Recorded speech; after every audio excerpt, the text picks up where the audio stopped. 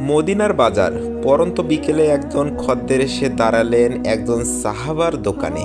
একটা পণ্যর দাম শুনে কিনতে সম্মত হলেন ক্রেতা, কিন্তু তাকে আশ্চর্য করে দিয়ে সাহাবা দূরের আরেকটি দোকান দেখিয়ে বললেন পণ্যটি সেখান থেকে কিনতে। দাম একই, জিনিসও একই। আপনি যদি ব্যবসায়ের ছাত্র হন তাহলে লাফিয়ে উঠে বলবেন এই জন্যই ইহুদিরা সারা দুনিয়া নিয়ন্ত্রণ করে, মুসলিমরা ব্যবসা বোঝি না। খদ্দের মানে হাতের লক্ষ্মী। হাতের লক্ষ্মী কেউ পায়ে ঠেলে? আপনি যদি ঝানু ব্যবসায়ী হন তাহলে বলবেন দুই ক্ষেত্রে খদ্দেরকে প্রতিদ্বন্দ্বীর কাছে পাঠানো যায়। যদি ক্রেতা বেশি খুঁতখুঁত হয় আর যদি ক্রেতা ঠিক যা চাইছে সেটা আমার কাছে না থাকে, কিন্তু এছাড়াও ক্রেতাকে ফিরিয়ে দেওয়ার মানে ব্যবসায় লাল বাতি জ্বলা। যাই হোক, আমাদের ঘটনার ক্রেতাও হয়তো এসব সাত পাঁচ ভাবতে ভাবতে গেলেন অন্য দোকানটায়।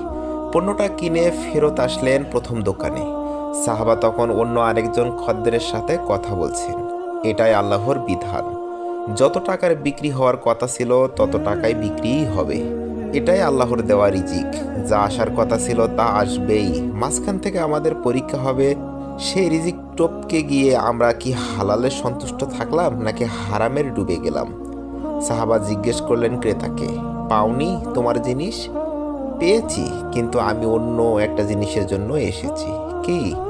তুমি যার কাছে আমাকে পাঠিয়েছিলে সে আমারই ধর্মের মানুষ, ইহুদি।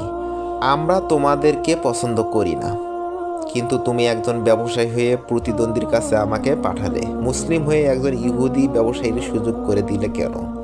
কারণ আল্লাহ আমাকে আজকের মতো যথেষ্ট রিজিক দিয়েছেন, আর ও বেচারা সকাল থেকে বসে আছে। আজ কোনো বিক্রি হয়নি ওর। তারও তো পরিবার আছে। একজন খদ্দের পেলেও তার ন্যূনতম চাহিদাটুকু হয়তো মিটবে।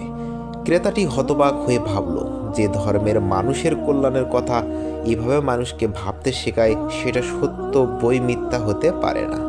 পণ্য কিনতে গিয়ে এসে ইহুদি ব্যক্তিটি জান্নাত কিনে নিয়ে চলে গেল।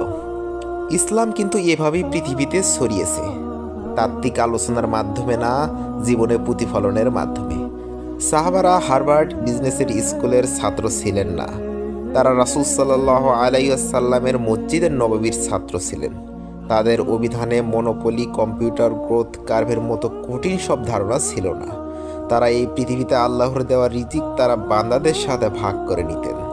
তারা দুহাত উপর করে মানুষকে দিতেন। কারো কাছে ব্যক্তিগত প্রয়োজন মেটাতে হাত পেতে ভিক্ষে মারতেন না। শোষণ, লুণ্ঠন, প্রপঞ্চনা তো দূরের কথা।